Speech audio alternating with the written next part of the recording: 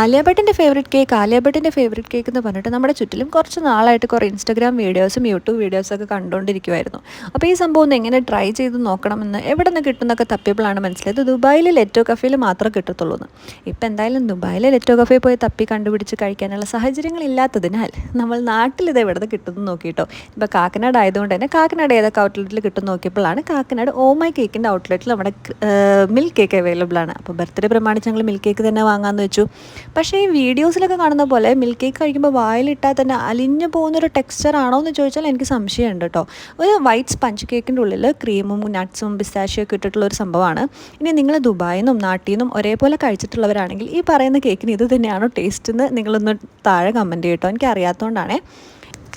നിങ്ങൾ ഇതുവരെ milk cake ഇതുവരെ ട്രൈ ചെയ്തിട്ടില്ല, ഒരു ഡെസേർട്ട് ലവർ ആണെന്നുണ്ടെങ്കിൽ ഓ മൈ കേക്കിൻ്റെ ഒരുവിധം എല്ലാ ഔട്ട്ലെറ്റിലും ഈ മിൽക്ക് കേക്ക് അവൈലബിൾ ആണ്. ഒന്ന് പോയി ട്രൈ ചെയ്യുക. വെറും 550 രൂപയല്ലേ, അതിൻ്റെ ലാഭമാണെന്ന് തന്നെയാണ് എനിക്ക് തോന്നുന്നത്.